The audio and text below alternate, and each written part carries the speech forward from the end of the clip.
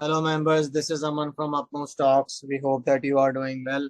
तो जिस स्टॉक को हम लोग आज कवर करने वाले हैं स्टॉक एनालिसिस में, इसका नाम है संवर्धना मदरसन इंटरनेशनल लिमिटेड। इस स्टॉक को कवर करने का ये कारण है कि स्टॉक में सिमेट्रिकल ट्रायंगल पैटर्न बन रहा है, जिसका अगर ब्रेकआउट आ जाता है तो स्टॉक हमें 160 का लेवल भी दिखा सकता है आने वाले टाइम में। तो पहले हम आपको सिमेट्रिकल ट्रायंगल पैटर्न दिखा देते हैं कि वो दिखता कैसा है। आपको यहाँ पर नजर आ रहा होगा, डाउनवर्ड स्लोपिंग ट्रेंड लाइन है पिंक कलर की, और एक ये अपवर्ड स्लोपिंग ट्रेंड लाइन है पिंक कलर की। इन दोनों लाइन से कॉम्बिनेशन के थ्रू हम लोग सिमेट्रिकल ट्रायंगल पैटर्न को डिराइव करते हैं। तो बेसिकली आपको एक डाउनवर्ड स्लोपिंग ट्रेंड लाइन चाहिए होती है और एक अपवर्ड स्लोपिंग ट्रेंड लाइन, और रेंज जो है स्टॉक की वो धीरे धीरे नैरो होती जाएगी।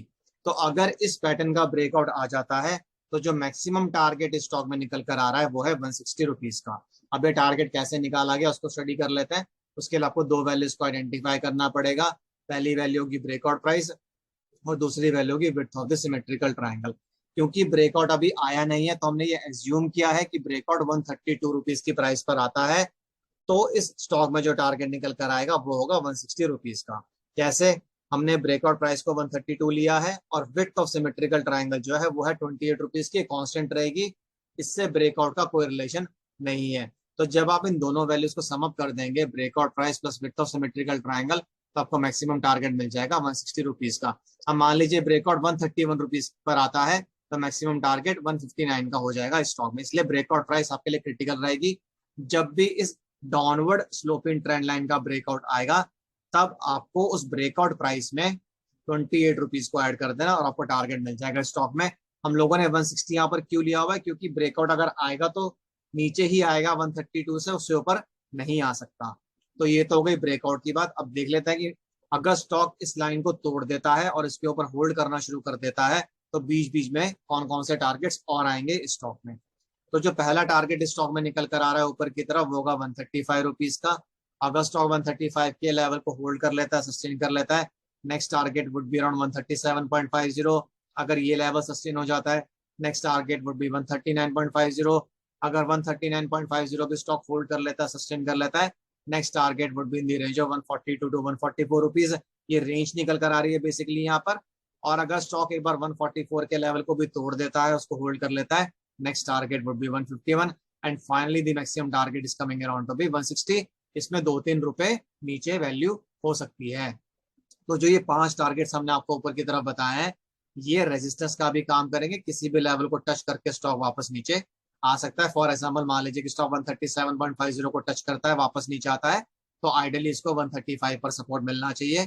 क्योंकि टेक्निकल एनालिसिस में जब कोई रेजिस्टेंस टूटती है तो फिर वो सपोर्ट का काम भी करती है आने वाले टाइम में।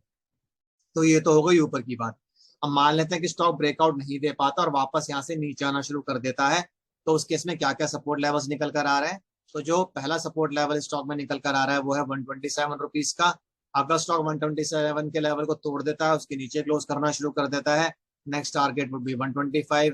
अगर स्टॉक 125 को भी तोड़ देता है, उसके नीचे होल्ड करना शुरू कर देता है, तो जो फाइनल सपोर्ट लेवल अभी के लिए हम लोगों ने निकाला है वो है 122 रुपीज का। अगर 122 का लेवल टूट जाएगा फिर स्टॉक में और भी ज्यादा फॉल आ सकता है। तो नीचे की तरफ बेसिकली 3 सपोर्ट लेवल्स हो गए। पहला हो गया 127 का, दूसरा 125 का, तीसरा 122 का। जरूरी नहीं है कि स्टॉक तीनों की तीनों लेवल्स को टच करेगा, किसी भी लेवल को टच करके वापस घूम सकता है। फॉर एग्जाम्पल मान लीजिए कि स्टॉक 125 तक जाता है, हो सकता है यहाँ पर सपोर्ट ले और यहाँ से वापस घूम जाए, उस केस में इसको फिर 127 पर रेजिस्टेंस मिलेगी। तो बेसिकली उल्टा काम करता है टेक्निकल एनालिसिस में। जब कोई रेजिस्टेंस टूटती है तो फिर वो सपोर्ट का काम करती है, और जब कोई सपोर्ट टूटता है तो फिर वो रेजिस्टेंस का काम करता है। तो ये तो हो गई ऊपर की बात और नीचे की बात। टेक्निकल एनालिसिस के बेसिस पे ये टारगेट इस स्टॉक में जो 160 के राउंड का टारगेट है, ये आ जाना चाहिए 1 से 2 महीने में। बट क्योंकि मार्केट कंडीशन हो सकता है कि आने वाले टाइम में थोड़ी अनस्टेबल हो जाए, क्योंकि मार्केट ने रिसेंटली अभी बहुत अच्छा रनअप दिया है, तो हो सकता है कि ये जो टारगेट हमने आपको बताया है इसको आने में 4 से 6 महीने लग जाए। थोड़ा ज्यादा भी हो सकता है अगर मार्केट कंडीशंस काफी अनस्टेबल रहती हैं। तो बाकी जो भी अपडेट्स होते हैं वो हम कम्युनिटी टैब में डाल ही रहे हैं, आप वहां पर रेफर कर सकते हैं। जो भी स्टॉक अपडेट्स होते हैं हम रेगुलरली वहां पर अपडेट डाल रहे हैं। तो अगर आपको कोई स्टॉक से रिलेटेड कुछ भी कंसर्न्स, क्वेरीज या सजेशंस हो तो आप कमेंट बॉक्स में डाल सकते हैं। हम उनका रिप्लाई करने की कोशिश करेंगे जल्दी से जल्दी।